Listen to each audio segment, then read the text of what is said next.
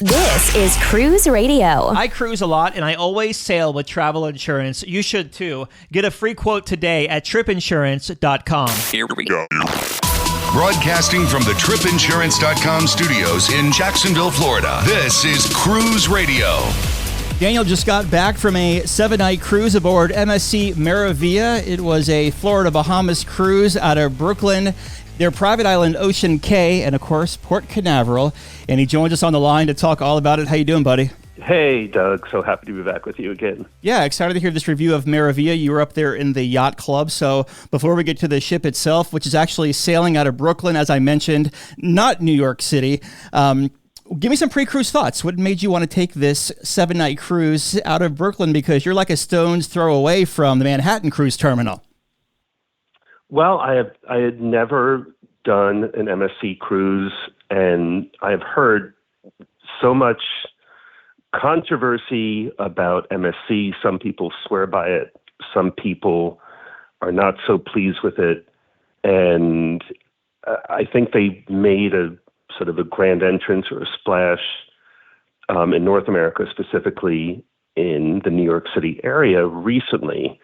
So I wanted to try it, and I booked it maybe like 9 months or 10 months prior as a solo getaway for myself. And it's close to home, and it was a new cruise line. So that was my reasoning. Now, when you're sailing these cruise lines, you normally, like when you do Norwegian, you normally are jumping up there in the Haven. Of course, you did the yacht club on this one. Did you initially book the yacht club, or was that like a cabin you booked and then you like bid it up for it?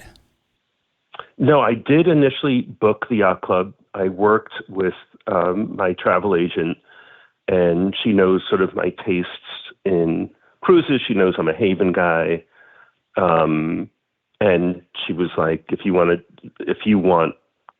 to experience MSC, that she thought that the yacht club would be the right fit for me. And it was relative to the Haven, it was a value. So you go to embark the MSC Meraviglia, you make your way over to what do they call it? The Red Hook Cruise Terminal in Brooklyn? Yeah. Yeah, okay. Red Hook, yep. Yeah, so you make your way over there. How was embarkation, and was embarkation any different that you were in the yacht club than standard embarkation would be? It was. I left around noon from my apartment, which is on the Upper West Side of Manhattan along the Hudson River. And I was, around 12:30 p.m. And there was a dedicated line. There was not a lounge that I could see, but there was attention paid to those who were yacht club guests. And I was at lunch in the yacht club at precisely 1:29. So like 59 minutes from when I left my apartment building by Uber, I was having lunch on the boat. When you're boarding, though, is it a dedicated boarding area? There was a dedicated boarding area. They take very good care of you. You are treated extra special. You have to go through the standard luggage procedure and security procedure in terms of showing a passport.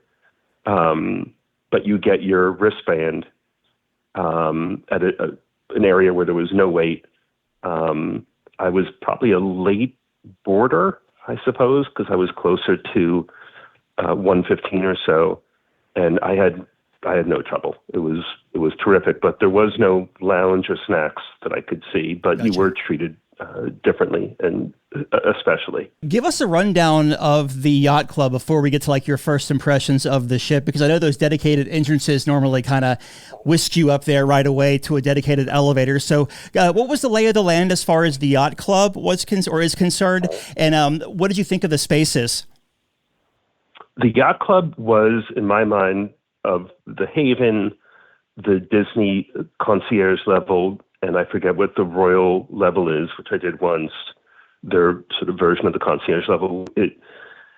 Just as far as the layout, the spaces the facilities was the best elite level of any cruise ship I've been on. It's huge. The views are extraordinary. It spans from the 16th to the 19th decks. It is incredibly well staffed. The pools are great. The views are extraordinary. I think that the Haven is a close second, but this knocked my socks off. It was wonderfully done. Nice. And my first impression was amazing. If you wanted to, could you eat your breakfast, lunch, and dinner in the main dining room in the Haven or in the yacht club? Yes, I could. Okay. And I often did. And there were snacks, starting at 10 a.m. There was snack service. There was sort of a brunchy thing every day from 10 to 12. There was breakfast from 7:30 to 10 a.m. And then there was a lunch on the top deck, pending weather, which is another story we'll get to, which was a great buffet from 11:30 to 2. And then for dinner, it was, in the formal dining room of the yacht club, if you chose to dine there. Okay. And as far as so every stateroom in the Haven I keep calling it the Haven, in the yacht club comes with a butler. How does that integrate with the whole experience? Well, I've done a bunch of reviews with you, and some of them have included the butler service, and I've sort of tried to figure out how to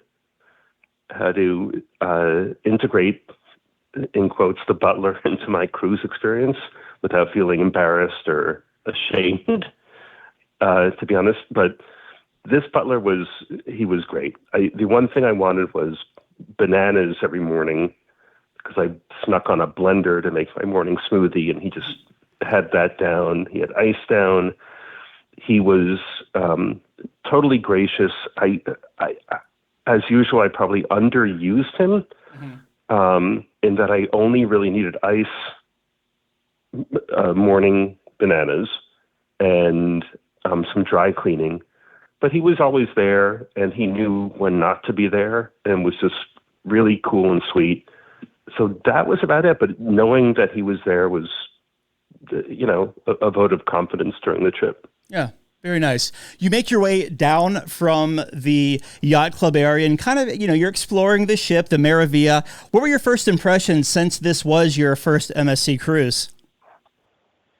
Huge ship, really, really huge. And I've been on Allure and Anthem of the Seas with Royal. I've been on some very, very large cruise ships. It's, I think it holds close to 5,000 passengers, and I think that we were at maybe 75%. And it's a busy cruise ship. The most spectacular things are the staircases. There's one in the yacht club, and there's a huge one in their sort of atrium levels on, I think it's the 7th and 8th deck. Yeah, that are made of the Swarovski crystals, and it's sort of spectacular. The most impressive thing, though, is the atrium has sort of a domed ceiling that runs the length of it, that projects beautiful images on it daily. Mm-hmm. That really, I've never experienced something like this. It's almost like a constant IMAX thing where my neck was craning constantly, and there were different themes and shows, but they would project things from nature, from outer space, the Milky Way. They would project actual stained glass, and it's beautiful. It's artful and something to watch. I found that to be one of the more impressive things about the ship. Was the projection on this dome ceiling was something. Did you stroll through the buffet at all, or did you do most of your dining up there in the yacht club? No, I did. I forget the name of it, to be honest. Because I was there twice, and it was solid. It was, it was okay. I found it to be a little congested with people, but it could have been when I went. I didn't find it to be anything better or worse than the the top deck buffets of the top other three lines, it was okay. Outside of the buffet area, did you do any specialty restaurants on this sailing? I did indeed. I did the Kato teppanyaki on my first night, which was really, really good. It was a lot of fun. Same old corny jokes, but the food was better than the corny jokes, rolling on the river with the egg and so forth. And the food was a 9 out of 10. It was really good at Kato Teppanyaki, and the company was very good. It was St. Patrick's Day, the first night on March 17th, Sunday, and my table mates were all slightly hammered and wearing like green necklaces and stuff, so it was a fun table, and the food did not disappoint. In particular, they had garlic fried rice was sensational.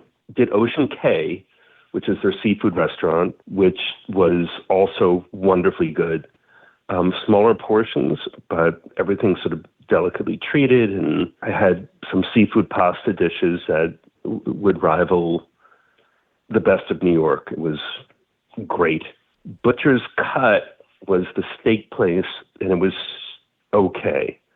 It wasn't, it was so-so, frankly. It was sort of, I ordered a filet with peppercorn sauce, and it wasn't cooked terribly right, and was sort of underwhelming. But let that go, because my favorite was Ola Tacos, which I kept on going back to. It was the best, freshest Mexican I'd had at sea ever. It was so good and such a friendly atmosphere. It was, the people who worked there were terrific. The quality of the fresh tortillas, just you could taste the corn and smell it. The things were spicy properly. It was like, I sort of, once I found it, I just wanted to eat there at Bola Tacos. Since you went ahead and booked right into this yacht club experience, and like when you normally book into the Haven experience on NCL, did you find the value to be more appealing on MSC? Yes and no. I'm sorry to give an equivocal answer. I think MSC, all told, has, if you pay another, let's just say that I paid $3,000 for 7 nights on this cruise, and the same experience be $5,000 on NCL, and I'm just guesstimating. Sure. That I think that they're about their equivalents. I don't know if I'm going to do MSC again, and I can explain why. Which is that the interactions I had with the crew were difficult. If it wasn't for the three concierges, their English is not very good, which is fine, but I found that to become frustrating after a while. I couldn't communicate and therefore befriend or know my crew, which is the first time cruising that occurred to me.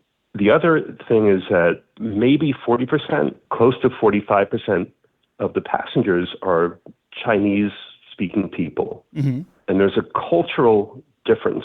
They were utterly lovely, but they had a different way of being and doing things. They were, in my mind, sort of, they wanted what they wanted. They were aggressive. They were sort of, they kept to their own niches and stuff. And they were, to use a fancy word, exclusionary, that if they wanted something and you were in the way, they would get by you, essentially shove you to the side en masse. And that's not to say that these weren't charming and lovely people. I met a lot of people in the gym who were from China. They taught me a lot about different types of breathing and exercise. In general, it's a very different type of ship. The announcements are read in English and then in Mandarin, and then I think in Italian or French, I'm not sure. But it's a lot of people from China go on MSC because the ship is familiar to them and they can smoke in the casino. especially if you're alone, I'm sort of hardwired to be incredibly polite and Sure. open and try to make new friendships and whatever, experience new things. I felt that my attempts at being friendly were largely rebuffed by that, that faction of the ship.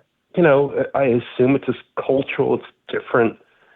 No harms, no fouls, etc. But it definitely affected the vibe of my journey. That there were times when I wish that my fellow passengers would have been essentially a little more open. One thing we didn't talk about was your stateroom. What kind of stateroom did you have, and how was it through the 7 nights? Because you mentioned you traveled solo. I did travel solo. The stateroom was amazing. I had a huge veranda. The balcony was extraordinary.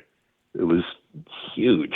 I don't know the square footage, but it was quite big. I enjoyed some times there when the weather didn't become crazy, which it did. The bathroom was the best I've ever had at sea. Better than Haven, glass shower. It was a huge bathroom. It blew my mind. The storage was good. I'm only one. There are no outlets, though, near the bed. If you travel MSC, I would advise getting the EU standard power adapters, because otherwise you're stuck with two regular, AC/DC US standards. So that was weird. But the bathrooms were great. Let's talk about the entertainment. They rely a lot on visual entertainment because of, as you mentioned, the different clientele across the globe. So what were your thoughts of the entertainment throughout the 7 nights? I caught a couple of shows. I was a pretty early nighter on this trip and was sort of using it to regenerate my cells in a way, but I caught a stand-up by a guy named Kenny Boyd, who was good. I saw him a couple of times, but at 7 p.m., and it was like a PG-13 hour. He was mostly sort of riffing with the crowds. I would say that I think that stand-up needs a late hour and quite possibly a crowd that has a 2-drink minimum. We didn't have that. So it wasn't great, but he was fine. And then I saw The Journey, which is one of their creative musicals, which is a bunch of songs that take place in different European cities along a train ride through Europe, through the EU. And that was amazing, with opera singers doing standards like La Vie en Rose and doing a cliched but beautifully cliched song from Italy and Spain, and that was gorgeous. And those are the two things I did in terms of being in a theater. Is MSC's casino non-smoking? No, it's not. As far as I could smell, it was definitely not. Gotcha. It's a very smoky ship. And in fact, the first room I checked into stunk of smoke. And someone came up to my room and my throat started to hurt as soon as I checked in. And they were like, "It doesn't smell like smoke." I was like, "I can't stay here. It's really bad." And they were like, "No, it doesn't. There's no smoke." And I said, "I have to change rooms. I'm a New Yorker, so I know from smoke, right?" Mm-hmm. And they eventually gave me a different room. I was disappointed they sort of doubted my impression in a way, because I knew that I would have left the ship. I couldn't have stayed there. But they eventually did the right thing. I think another aspect of MSC is that the crew members who are part of the yacht club, that communication is difficult. English is not a second language for many people who work on the ship. There's so many things, like the pools in the general areas are huge and great. Like the biggest pools I've seen, and they're wonderful. I had a spa treatment on the private island Ocean Cay in a cabana, which was wonderful. I had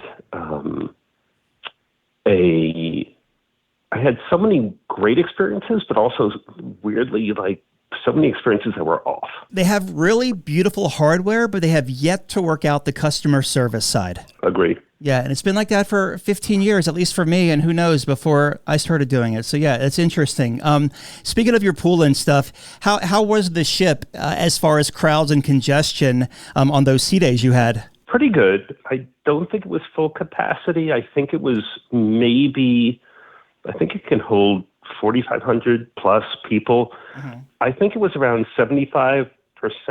I had no problems with that. There was no chair hoarding or any of that sort of stuff. It's a huge ship, so I didn't feel any of that. I guess one of the benefits of staying in the yacht club is if you ever wanted to, escape the hustle and bustle, you can kind of go up there and retreat to your own little area. Exactly. You can scurry back. And how was the sun deck up there? Oh, amazing. Yeah. I love the sun deck. On the yacht club, there's a saltwater pool that's, sizable, almost like the size of a regular cruise ship pool.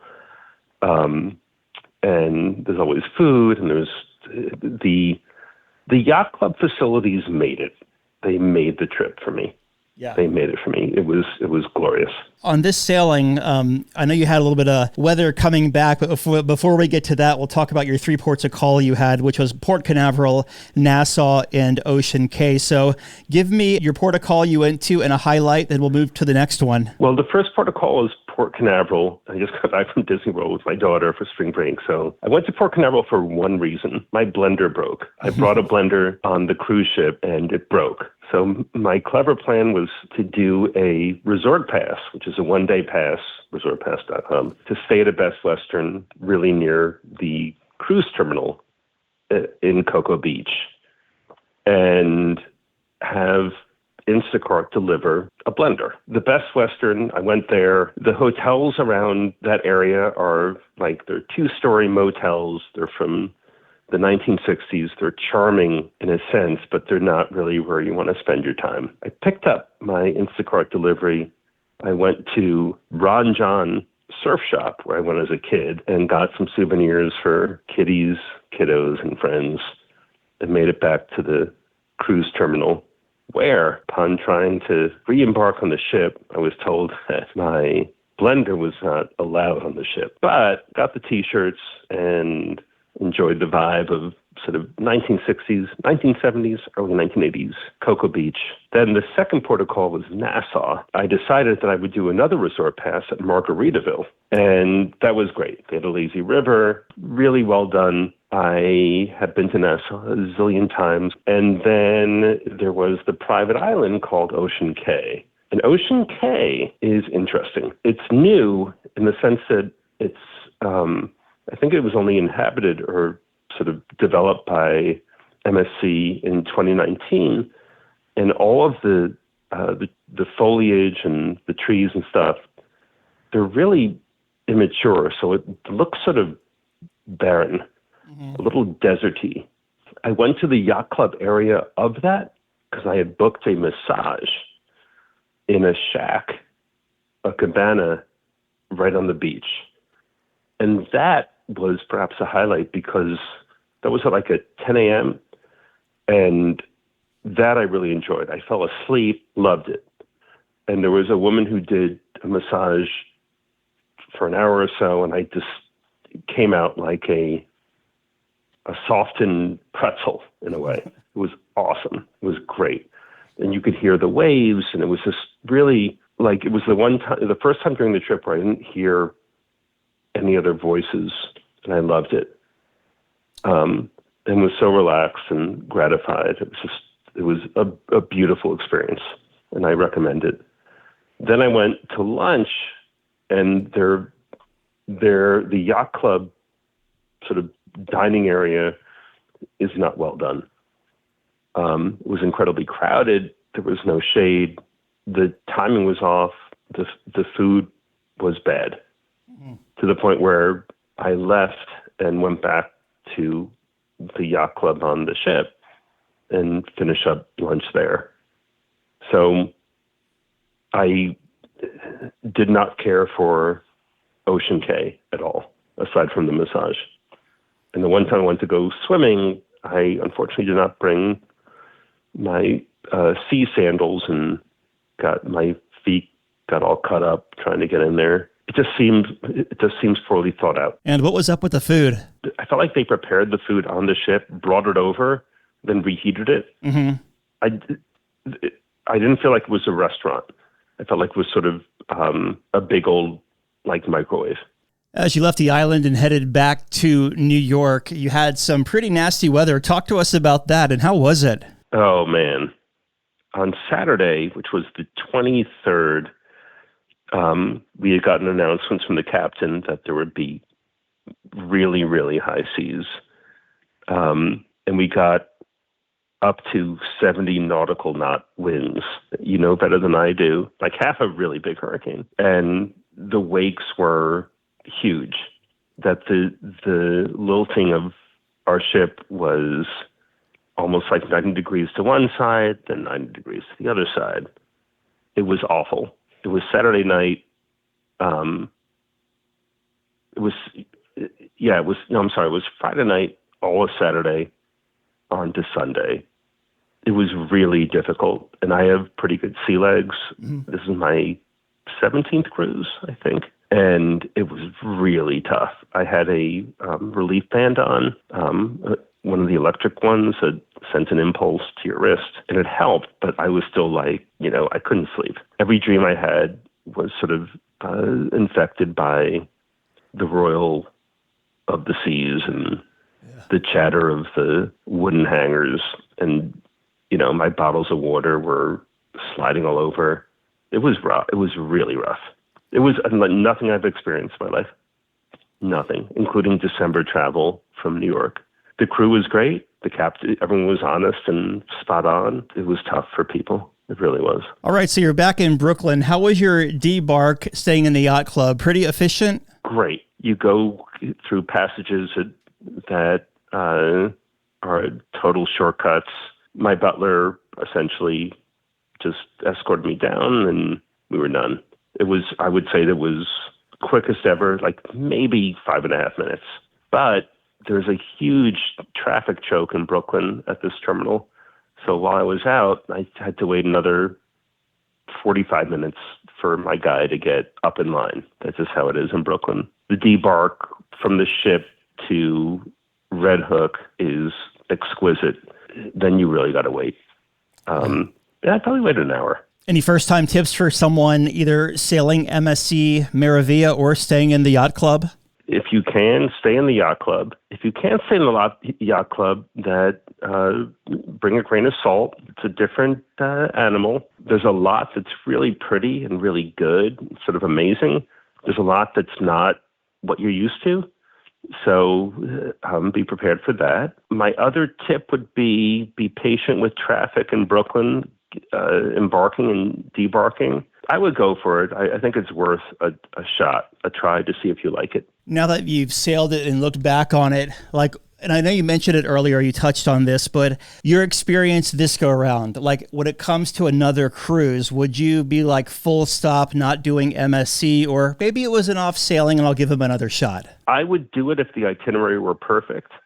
Otherwise, I would not do it. Aside from the weather, what was the biggest highlight of this cruise for you? I would say the biggest highlight of the cruise for me was the morning I got the massage on the beach at Ocean Cay, their private island, when I was away from all their people. The wonderfully nice lady from Bali who gave my massage was just so sweet, and they played beautiful music, and I sort of forgot where I was. It was, Ocean Cay, their private island, is really pretty, and I enjoyed just walking the sand after it and feeling sort of loose and happy, and I was happy then. And I looked over and I saw this huge cruise ship I knew that I was on, and I felt very grateful. And to wrap this review up, your final thoughts of MSC Meraviglia. I think that it's not for everyone, but if it's for you, it's a value. And if you're an avid cruiser like me, and obviously Doug, I would give it a shot. All right. We've been talking with Daniel about his 7-night cruise aboard MSC Meraviglia up in the Yacht Club out of Brooklyn down to the Florida and Bahamas area. Daniel, thank you so much for stopping by. Always a pleasure, my friend. Thank you, Doug. Appreciate it.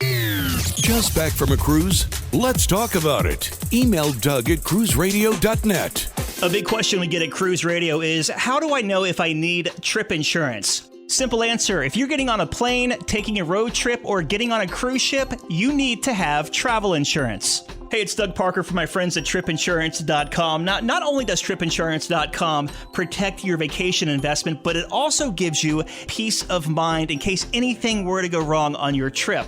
How do they do it? They offer 3 different types of trip insurance policies. Good, better, and best. One policy for every vacation budget. But it doesn't just stop there. They're up to 40% lower when you shop around on other comparison sites. Plus, tripinsurance.com offers 24-hour customer support before, during, and after your trip, online claims assistance, and travel alerts to let you know what's going on at your destination. But find out for yourself. Check out tripinsurance.com.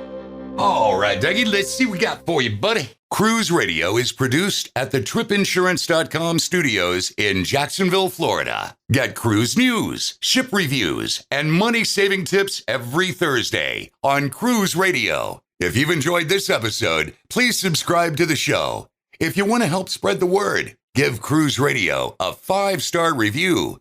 Find Cruise Radio where you listen to your favorite podcast or online at cruiseradio.net. I'm your announcer,